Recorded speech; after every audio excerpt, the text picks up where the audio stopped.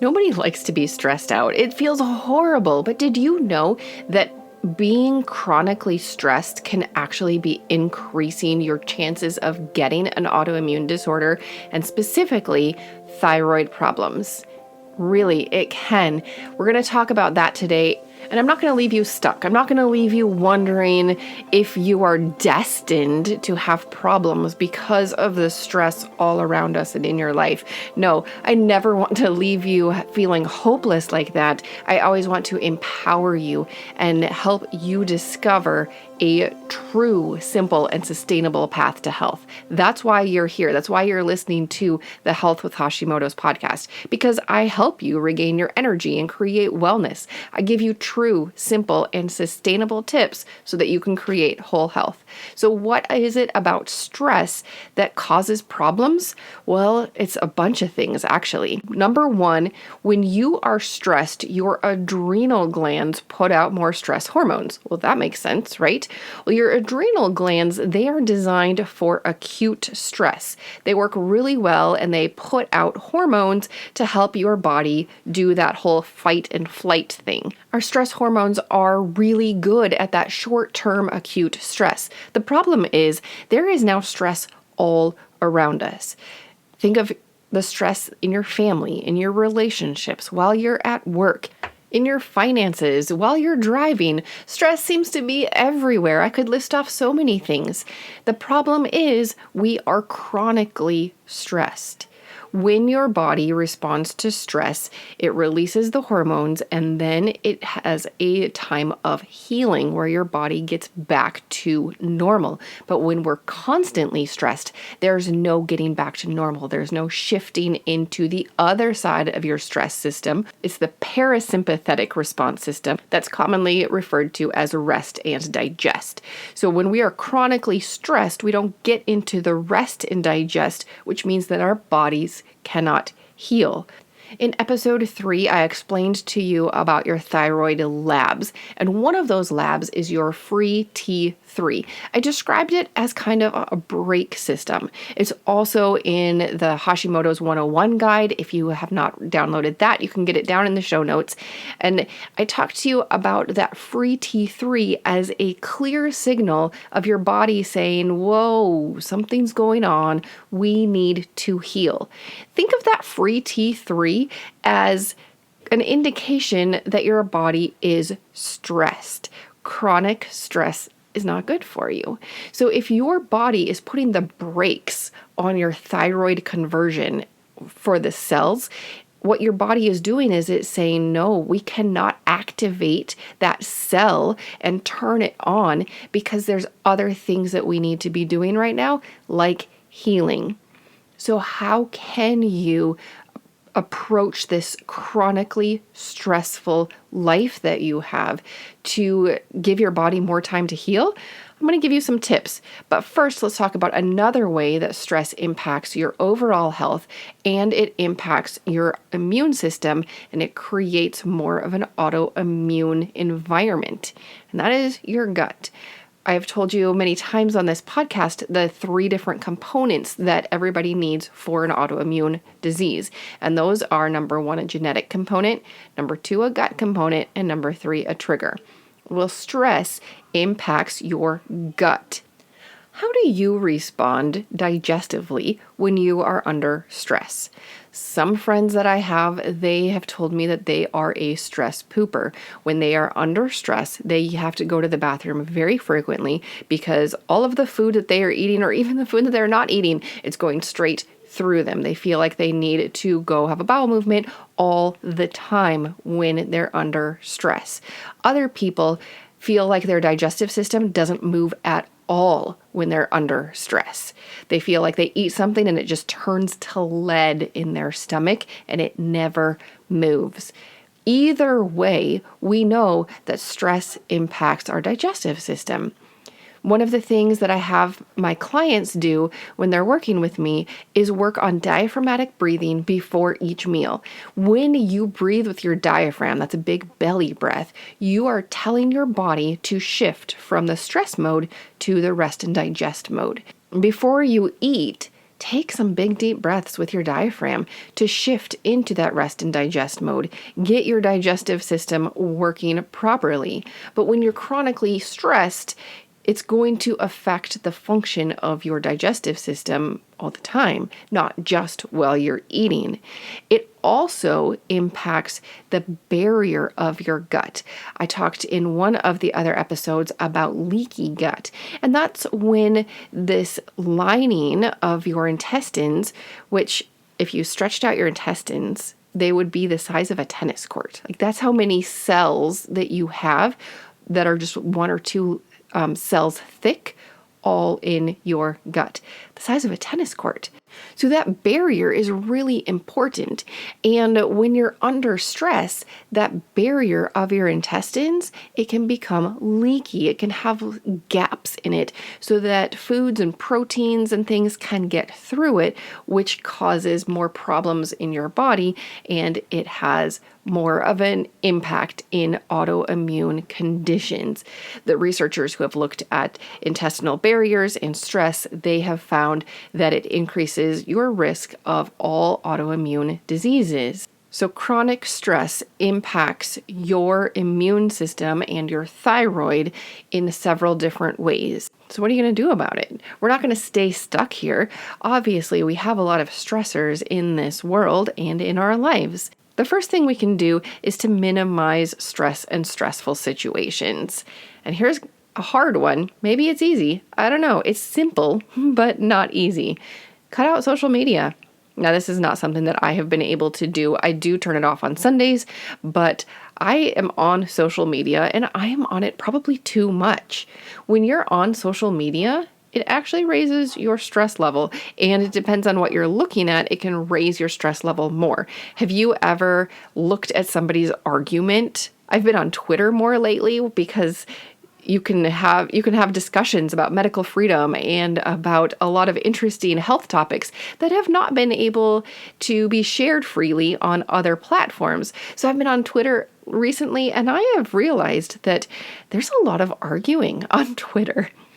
It's entertaining, but at the same time, I know that reading through those threads of people disagreeing, it can teach me stuff, and I love to see both sides of things, but it also can raise my stress level. So I have had to put boundaries around my time on social media in general, and Twitter specifically, because I don't need to raise my stress level just because they are arguing. I need to set a boundary for myself and my mental health and my physical health and not engage in stressful activities. And recognizing that staring at your phone screen can be stressful, that's a key thing. It can be stressful to stare at your phone screen, especially if you have things that are stressful on your phone. Another thing that you might not think is stressful that actually is stressful to your body are the shows that you choose to watch on TV or on your phone. When there is stress and adrenaline on the show, it actually impacts you.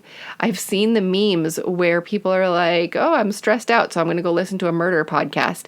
And I get it. They seem really fun and soothing, but it's actually stressful on you on a physiologic level. Your body, your mind does not know the difference between real and fake, and if you are constantly exposing yourself to high adrenaline situations in the shows that you watch or that you listen to, you are also impacting your own stress situation. So when I say minimize the stress and stressful situations, there are easy things that you can do or simple things that you can do to reduce that stress, such as choosing what to watch, choosing what to engage in. There are also, times when you cannot control the stress. You can't just choose, not to go to work because it stresses you out. You might want to look for another job if it's always stressing you out, but you probably still need to work. So of course, we need to talk about how to cope with or manage stress when you can't avoid the stressful situation. You are a whole person, and when I say that, I am talking about body, mind, spirit, diet, environment. All 5 of those areas come together to create the whole you.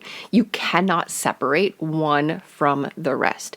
So as we talk about ways to cope with or manage stress, I'm going to give you one simple tip for each of these 5 areas. Now, if you want maximum implementation, only pick one.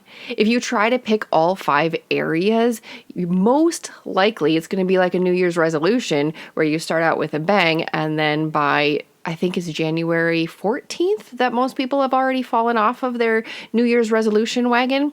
I don't want you to do that. So listen to these 5 tips and pick one to implement. I will have all 5 listed on the blog post that is linked to this episode so that you can go back and you can say, okay, I've already implemented this one. I want to start on the next. You can set a reminder on your phone. Hey, like in 3 weeks, go back to episode 24 of the Health with Hashimoto's podcast and reevaluate my stress and what I can be doing. That's a helpful tip. It's a bonus tip because it is not one of the 5. All right, so the 5 areas: body, mind, spirit, diet, environment. Let's start with the body. Exercise. Now, exercise can be a stressor. It can also be a stress reliever. You are the CEO of your own health. You are in charge. You get to look at all of the components and see how things are coming together and impacting you. So when you look at your exercise, is it a physical stressor or is it releasing stress? And it might be doing both. For me, running is a stress reliever mentally, but running is a physical stressor, and I have more symptoms of hypothyroid when I run. So for myself, I have had to decide I value my physical health and I can exercise in other ways, so I am choosing not to run. What is it going to be for you? Exercise can be both a physical stressor and a mental stress reliever. It can also be a physical stress reliever. So when I go through body, mind, spirit, diet, environment, body, it's exercise. Mind, meditation. Now, meditation, I'm not talking about emptying your mind. I'm talking about thinking about one thing and coming back to that over and over. If you practice biblical meditation, you're thinking of one verse or one phrase that describes God, and you're repeating that over and over, and you're thinking about it. If you're sitting in silence and you're breathing, maybe you are focusing on your in and out breathing. You're counting to 21 breaths and then you're starting again. Meditation is sitting or being in peace and focusing on one thing. If you've never tried biblical meditation, open your Bible app or open Bible on the computer or your physical Bible and find Psalm 145. It talks about meditating on God's glorious splendor, on His majesty, and on all of God's wonderful works.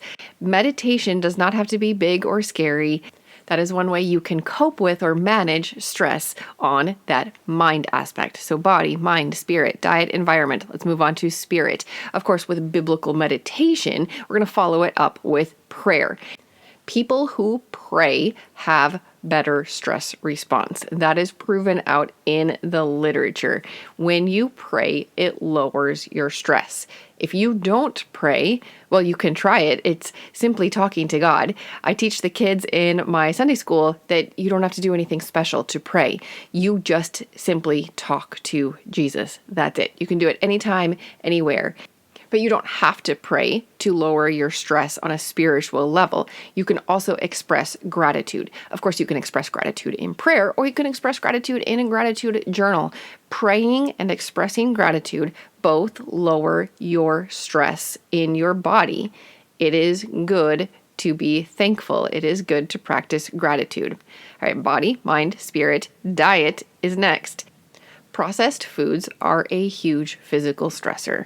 Your liver and other parts of your body are not designed to deal with all of the processed foods. So one way to lower your stress is to cut out the things that are stressing out your body. So reduce your processed foods as much as possible. That will lower your stress. And when you take something out, you obviously have to fill that gap. So what are you going to fill your diet with if you're not eating processed foods? Ideally, you're going to fill it with vegetables. Anything that grows from the ground is going to be healthier than that is manufactured in a plant. So eat more plants, not things created in plants. Veggies are better than any processed food. And vegetables in general help your body deal with stress. If you look at what you eat each day or each week and your goal is to double your veggies or just to add one more serving of veggies each day, you're going to be able to help your body deal with stress better. You're going to give it more fuel to process the stress. You're going to help your hormones and your adrenal glands to be able to function better. So when it comes to diet, vegetables, they're good. I don't necessarily like to eat them. I don't know about you. I've always struggled with that. It is an area that I am consistently striving to get better because, quite honestly, I didn't grow up loving vegetables. I didn't grow up having an abundance of variety. So it's something that I'm working on. How about you? Are you working on vegetables? Hey, while I'm talking about that, will you head over to Instagram, send me a message, and give me your best idea about veggies? How do you like to incorporate them into your diet? I would love to know because, like I said, it's something that I'm always trying to work on as well. You can find me on Instagram at estherY.rn. All right, we talked about body, mind, spirit, and diet. The last thing is environment. Here's a super simple tip: aromatherapy. Smells are very powerful when it comes to our emotions. So if you're trying to lower stress, get a diffuser and diffuse some essential oils. Smells are powerful. I know there's a lot of essential oil companies out there. You might have a favorite already. If not, I want you to stay away from Amazon because there are so many fraudulent oils out there. And by fraudulent, I mean they probably smell pretty, but they are filling your house with toxins. And again, we don't want to stress out our body. We're trying to lower the stressors. So you do want to get a quality, pure oil. I use Eden's Garden oils because they have been proving the pureness of their oils long before the other companies, even the two big MLM companies. I love that they are women owned. I love their prices. I love their commitment to purity. And I really love some of their blends for lowering stress, lowering anxiety. My favorite one is Anxiety Ease. But you can go over to their website and you can find a bunch of blends. Try them out. See what lowers your stress. With all aromatherapy, it's like with many things that we've talked about on this podcast, you don't want to overdo anything because too much of anything causes imbalance in your body. So don't diffuse the same essential oils every single day. You have to take a break. Otherwise, you can get a sensitivity, and you do not want a sensitivity to any essential oil. And yes, you can get a sensitivity even if you are using the most pure, the most wonderful aroma ever. If you have too much of a good thing, your body says, oh, this is not a good thing anymore, and it turns bad. So take a break from your favorite smells. Don't do them every single day. But your sense of smell is powerful. And what a simple way to lower your stress levels by just putting a couple drops of oil in your diffuser, turning it on, and just sitting and breathing, or just going about your day and breathing those smells that will reduce your stress. So I've given you 5 different things that you can do to cope with or to manage your stress. I'm curious which one you're going to do, and also give me all your veggie tips. Head over to Instagram and tell me what veggies you like. You can get a recap of all of these over on the blog healthwithhashimotos.com. And of course, I have other resources over there for you as well. I look forward to chatting with you next week. Next week, I think we're going to dive into all things COVID and autoimmune or Hashimoto's related.